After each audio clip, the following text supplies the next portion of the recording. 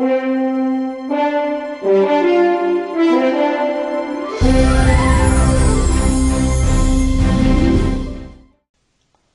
so what I'm going to do is just do a quick video really on just how I create the character Jason in Flash here. So I'm doing a promo image at the moment for some of the for a new tier rather that I'm going to promote on my Kickstarter towards the end of the campaign here. So much like the other video, I've set up my timeline for layers. I only need two here, head and body, and just added in the extra keyframes like I do on the other one. I'm just going to add a blank keyframe in here for the second one, and so setting up the onion skinning for just one frame forward, one frame back and none forward, so we can get the nice easy flicking back and forth. And if you hadn't seen, I'll be working pretty much only in lines today, I would have thought, other than foreshadowing and so on. So got the snap to object, snap a line on, and also hidden over here my colour swatches for the HSB and that sort of thing. So I brought it in a sketch this time that I've just taken a quick photo of really, so just too lazy to scan, and popped that in there, and in the first frame, and also in the body frame I've got another Flash version of Jason that I've got in. Just obviously it's easier just to bring the asset in and also make sure there's consistency and what colours I've been using for the lines and so on. So if I start here, so I'm going to start with the body, copy that into here, into the first frame rather, that we're working on, and not a lot's going to change in there, so I'm going to kind of cheat on that and just bring that in. That's already in a group. Actually no, that's actually is a symbol because this was used for animation, so I'm going to break that apart and then group it back again. That's done a bit of a weird one on the lines because of ungrouping and that sort of thing, so I'm going to probably bring the lines down. Yeah, as well, just so double clicking and then just making sure you only get the lines that you want to play around with. Actually, you know what? We'll start that from scratch, just so you can see how they're made since we've got it anyway. So, nice big barrel chest, as what we're doing is using this as a Khan scream, although I'll be making it much more cheesy with the Khan you support my Kickstarter. So, so what I'm doing is just using the line tool, which is this one here, or the just hit N on the keyboard, using Flash 8, as I would hope that anyone who did want to follow along would be able to get a hold of a copy of that in the least, and really just trying to plug that line. So I'm happy with that. I'm getting a bit picky with it really. That's the great thing about working with lines like these. You can just push and pull around. The snapping is part of that view snapping option, snapping to objects that I mentioned earlier, and just holding down Control means, and I'm using a PC, so I assume it's still Control on a Mac. Haven't used a Mac in a little while for this kind of thing, so I'm afraid I can't actually remember, but I think it's either that or the Apple key and that side of things. So then what you can do is you can just bend the line as to where you need it and try to make that lock on, because that will make things easier for filling in a moment. So I'll pull the chest down just a little bit more and that sort of thing. So we've got a nice big barrel chest. Before I colour that, because it's easier to just work purely in line at the moment, I'm just going to actually just steal the chest rug over here. So if I group that and stick that under, that will sit above the line because it's the only group here at the moment. And then if I now fill that and do the chest in as well, so I double click that and then and grouped it, and that what it means is it just gets like a decent rendering order, so you can see what's on top and what's below, and then work on things individually without sort of like running into each other's lines and pushing one, pulling the other, and generally making a bit of a mess.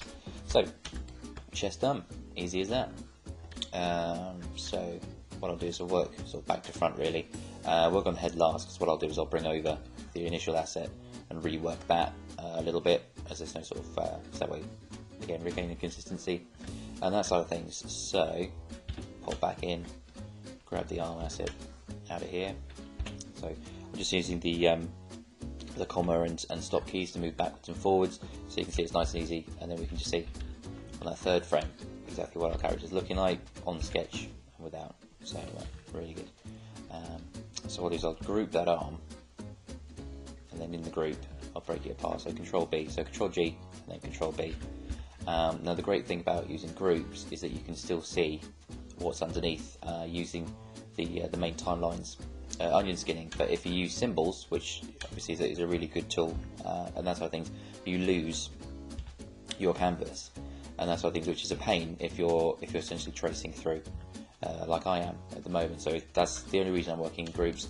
Obviously, if you're animating and this sort of things, then what you could do is you could create assets this way, and then perform them into symbols afterwards, or whatever works for you.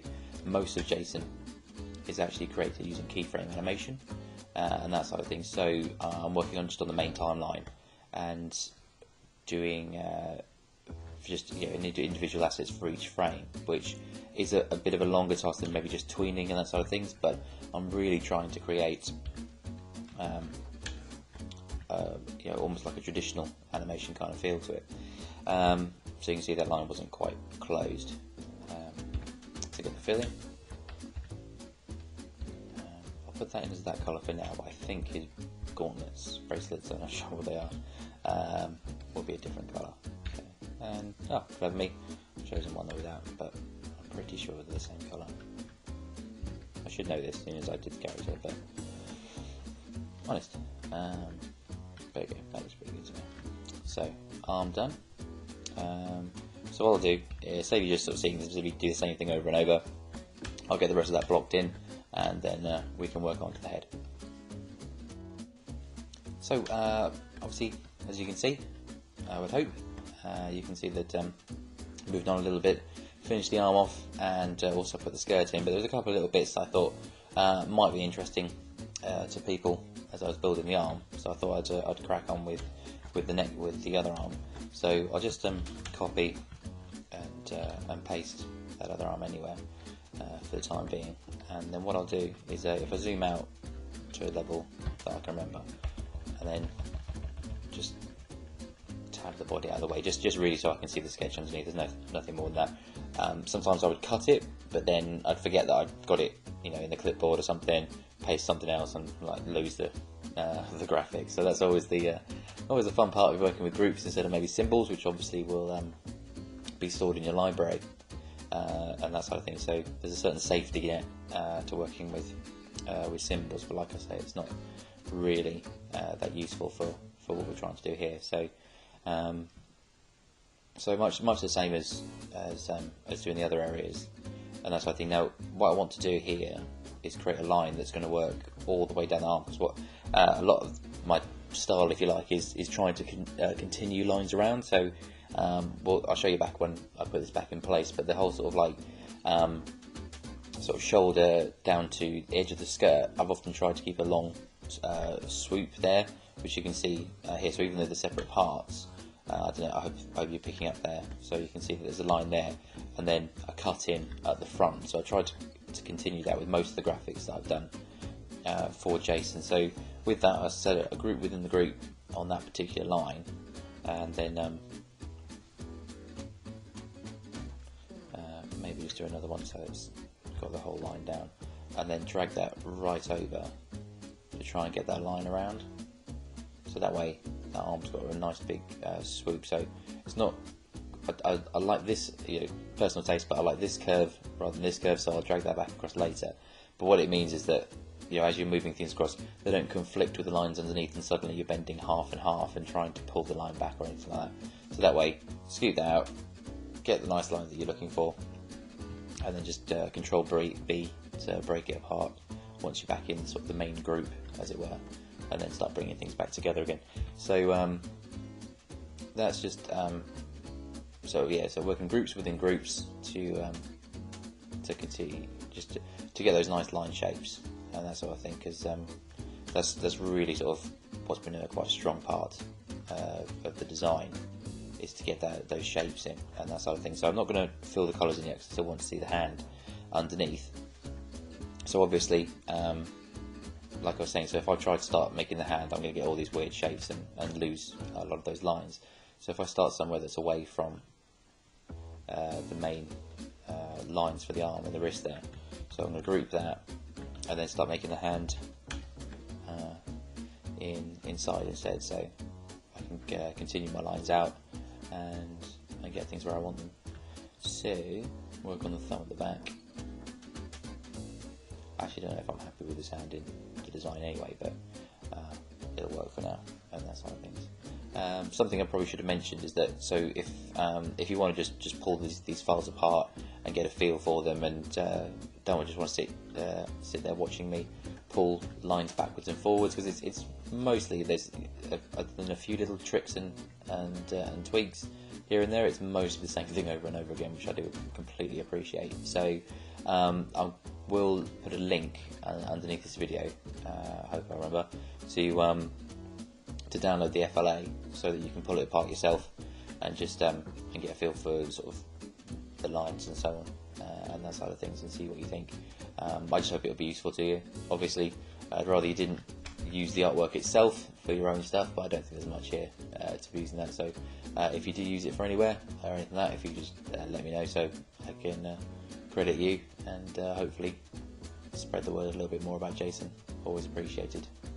And that's how things. Oh, so I just want that little back there, just to bring that line out. Like I say, I'm not massively happy with that hand, but it'll do for now. I may come and change it and update it at some point. So that's in place. So if I break that apart, it'll remain selected, and so I'm just going to change the colour, and you'll see why in a second. So what will happen is I'll fill that out, and then in theory, see if this works today. Yeah. So what you can do is, if you just cut out the outer edges, you can select whatever inside, and it'll only select the one colour. So I can double click that and just select the hand. Double click that and it's just selecting everything else. So what that means is that it's just easier to clean those conflicting lines and that side of things before you bring everything in. So that makes life a little bit easier. And double clicking a fill will also, sorry, I missed that one, also select the lines around it. So we've got our arm, and I'll zoom out again. I think I came to this level, didn't I? Oh. There we go.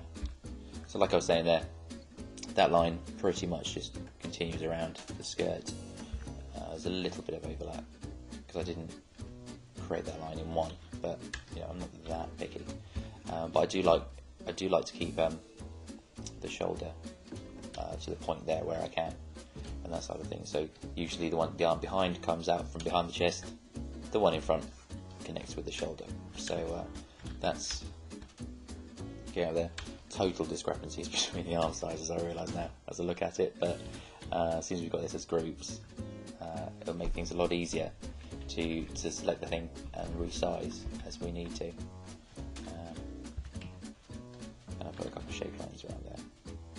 But this is all part of the sort of the tweaking and that side of things, and the great thing about working digitally is that you can just easily resize these little things, which when you're drawing them doesn't seem a problem.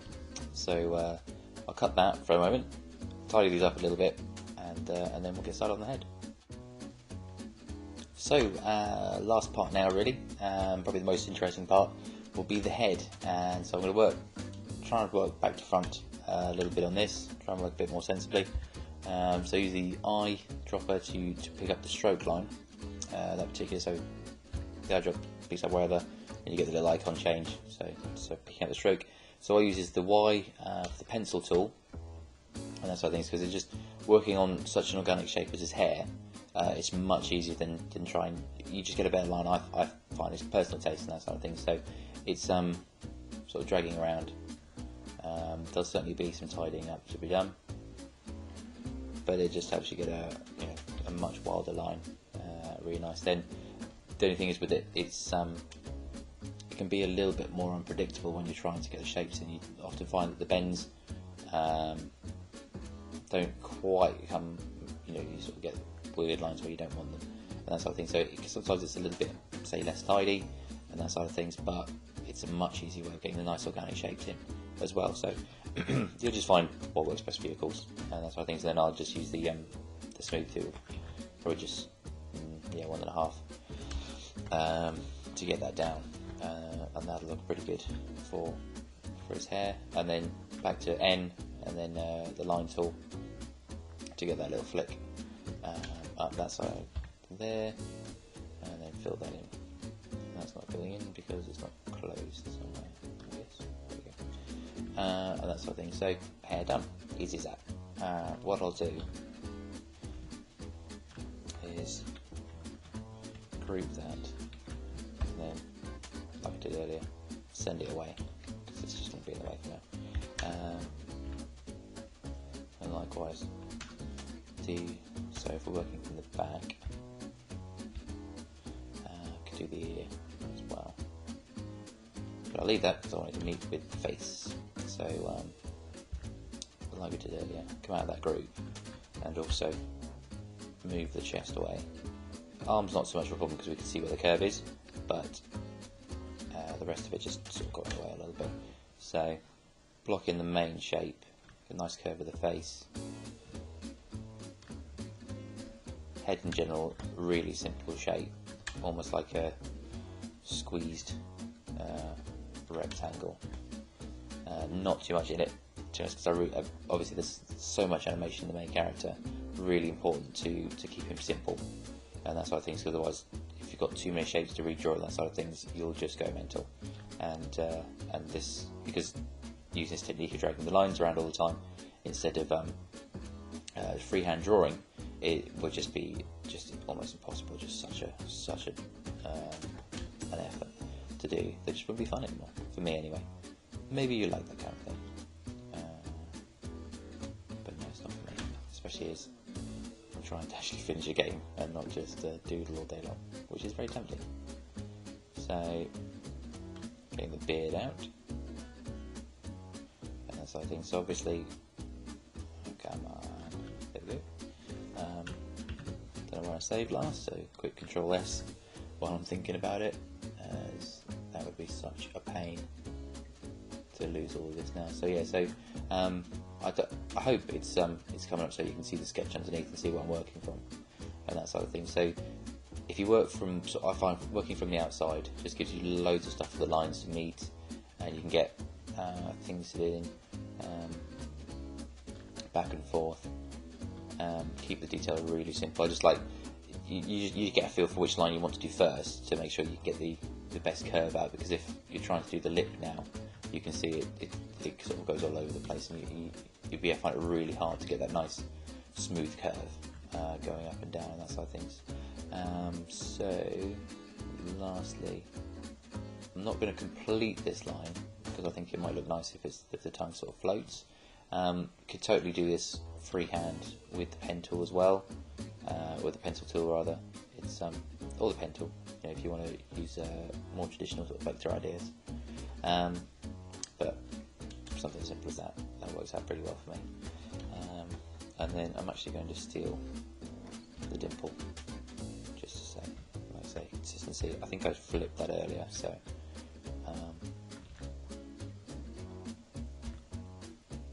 I'll flip it horizontal. I've got a shortcut set up so for me, so to flip things horizontal and vertically, as I do that a fair bit. So that's what happened there, but otherwise you just go into modify, transform, flip horizontal, and it's just a bit of an effort if you don't have to do it all the time. Cool, so that's set up, and then what I'll do is the nose, so go from there to there, but it'll conflict out there, so like we did earlier, quick group, bring that across and underneath, and got that line in, and then I'll do the same for the eyebrows. There'll be different colours later, please don't think, but it's no hassle just using the same colour for this time being and getting that in. So I'm just going to tidy up those lines, get that stuff done, save you sitting through all the pushing, pulling, tweaking, turning and that side of things, and then I'll get the eyes in too, and then we'll look at some colouring. So where are we at? Coming into Flash here, back in. So what I've done is I've just finished blocking in the head and that side of things. Still looks a bit weird, as you'd imagine, and that side of things. So I've just been tweaking some of the items. I mean, that's the great thing about working in vectors, I find, is that you can just sort of push and pull little items around a bit sharper by just removing the stroke off of that. I don't actually think the hair needs a stroke. I don't think it brings anything to it. It's a pretty flat shape underneath. So just perhaps a little note around the eye. So just to get those bags underneath and get a little more emphasis there, I've just used a different stroke width or weight, depending how you look at it. So that's a 5, whereas most of the time I've been working with a 2, just to get that little effect in there. So yeah, so you can see everything sort of breaks down into groups to get everything sort of balanced in that side of things. So it sort of layers up to create the one image. And so now all I think it needs, I'm pretty happy with the position and everything, it's just tidying up the assets. So so to bring the beard out, because there was some little overlaps here which is a bit rubbish, so select all that, and just if you just group that, then it just sits these little things on top, gets rid of those overlapping lines. I think actually that's the only one that I want to do, although what I'm going to do is I'm going to delete the line off the top, as it just sits into the hair a little better for me and that sort of things. In fact, I might do that down the side as well, because I felt that was breaking in, and just sort of, again, just all about the line, and was losing that for me. And I might just drag the beard back. Sorry, little tweaks. Yeah, liking that. So little stuff that probably no one's ever going to notice, but makes me feel better, and that sort of thing. So most of it I'm happy with. The nose is part of the design. It's actually got a darker line because it divides up the face a little better, so I'll leave that as is. But then really want to break down into sort of getting these teeth, because obviously the tongue's not going to look good in that colour for me anyway. So just eyedropping for the tool, switching around so it's working for the stroke colour. It's full on saturation, so I'm just going to bring down that a little way more, and give it slightly too thick, bring it down to the same as everything else. So that breaks that down, and then what I'll also do is shade that a little. So I'll use the brush tool with the paint selection option up here and just colour that bit in. Doing that sometimes can mess your line up. You see that's gone straight. I think we had it curved before and that side of things. You can do that, or if you can just put a line in, fill it, delete your line out, and do it that way. You know, it's completely whatever works for you guys really, and that sort of thing. So I've made this one just a little bit dark. I'll put that down for the background, but I don't want to put much shading into Jason if I can help it. What I'll find is that if you use the dropper straight from here, you can grab colours from anywhere. Whereas if you just hit I and start trying to get these colours and it's in a group, it just won't pick anything up, or it'll pick up the canvas colour. So it's just sometimes you've got to drag back and forth. So I just want to grab those ones and probably use that for the teeth to bring that out. So I don't think the flesh colour is really working on those sides, but I don't want to make it too heavy either. So this one's going to be interesting because we're going to have to group and then group on top again, I think. So grab those here. So then we've got this overlap on the line, and that sort of thing. So going a little bit behind. That's what we can do here with the cap. Yeah, see if that works. I do know what I'm doing, honest. So that's just really tiny little things there. So currently got a square finish, go round, and it hides it nicely. Nice enough anyway. So that's sitting behind pretty well, and that sort of thing. So I'll probably tweak it, always do, and throw that around in Photoshop before I launch it out. But for an FLA, for the finish and for an image to put out there, I think that'll work. So I hope that was interesting for some of you to see sort of just how I would put Jason together. So like I say, starting off with the sketch, more often than not, sometimes not quite as accurate as that by any means, especially for the animation work. and then come in here. So just as a little extra then for the finish here. So this is JSON in his basic form, if you like. So this this won't be available right now anyway.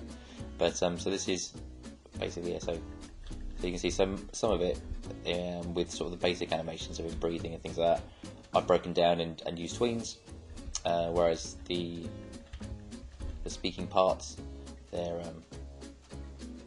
try to stroke this up a little bit so you can see some of the keyframes here. But that's individual keyframe animation working through there, and then I've just flipped it over. But obviously, being the man with one sandal, excuse me, means that I can't do an auto flip every time. I've actually got to make sure, and that's been a real pain, make sure the right sandal's on the right foot. So you can't just flip them on the X. And then, so here you can see, I would think that each individual frame has been drawn out, and that side of things to work. It looks like a lot of work, and in fairness, it is. But I just, it's all part of the style and decision to make of the game. But it's whatever works for you. So there's an intro to a little bit behind JSON. I hope you liked it. Cheers.